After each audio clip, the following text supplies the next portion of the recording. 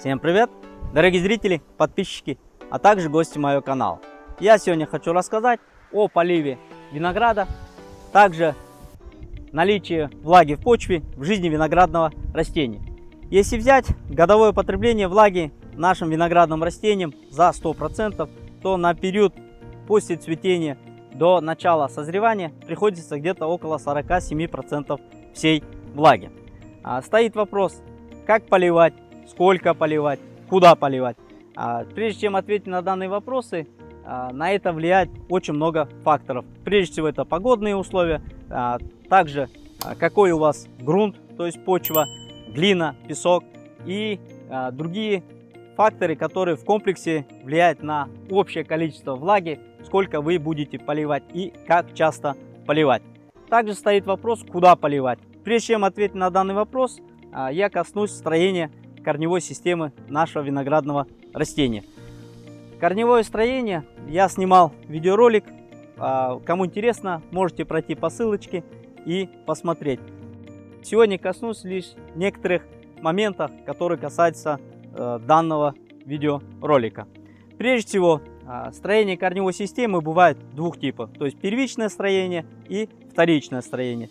Первичное строение — это, если говоря по-простому, белые корни, которые, взаимодействуя с почвой и всасывая влагу и растворенные в ней питательные вещества, транспортируют на виноградные листья, где при помощи фотосинтеза это все превращается в органические вещества и расходуется всем виноградным растениям.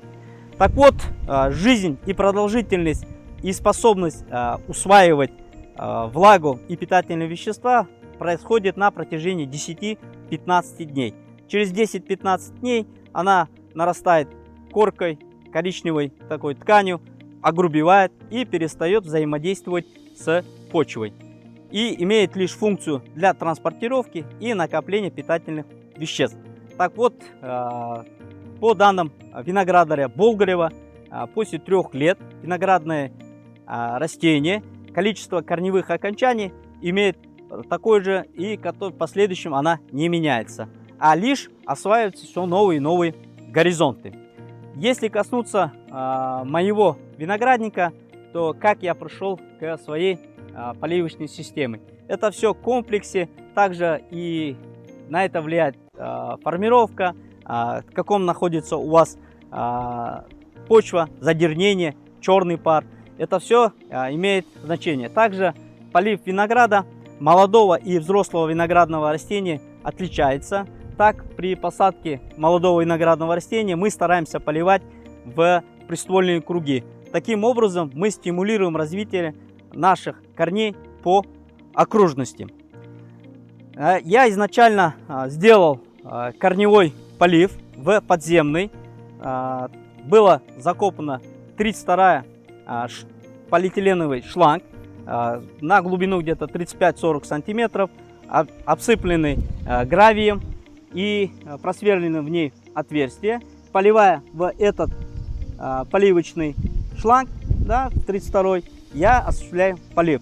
Но в последующем стал вопрос для увлажнения междурядья. То есть каким образом увлажнять междурядья, так как все корневые окончания уже в последующем, уже на более взрослом винограднике, все осваивают все новые и новые горизонты. Я положил капельную многолетнюю трубку на междурядье, но минус данной системы оказался в том, что трава зарастает и забиваются отверстия, и не видно визуально, где поливается, где не поливается. При модернизации моей шпалеры я добавил дополнительные провода для того, чтобы придать устойчивость и установить капельную многолетнюю трубку на междурядье. Таким образом происходит увлажнение на междурядье. Также при устройстве данного вида полива обращайте внимание, в каком состоянии находится у вас грунт. Так, если у вас, конечно, будет черный пар, то, падая капли вниз с такой высоты, будут создаваться брызги, и ничего хорошего от этого не выйдет. В данном случае у меня находится задернение, которое выполняет очень положительную роль в образовании структуры почвы, также в питании нашего виноградника. То есть после скашивания наши остатки виноградных и растительных остатков, то есть органика, все остается на поверхности, который в последующем, перегнивая, перерабатываясь с различными микроорганизмами, в последующем будет попадать на наши виноградные растения. Да, этот процесс не быстрый, это все происходит на протяжении 3, 4, 5 лет, но после 5 лет содержания под задернением я почувствовал очень большой плюс. Многие знают, что такое перегной, да, внесение органики, но трава является намного лучшей органическими остатками, и также задернение играет большую роль. Так, находясь на солнце, наша почва не перегревается. По данным Мишуренко Александра, оптимальными температурными значениями для развития корневой системы является плюс 23, плюс 28 градусов.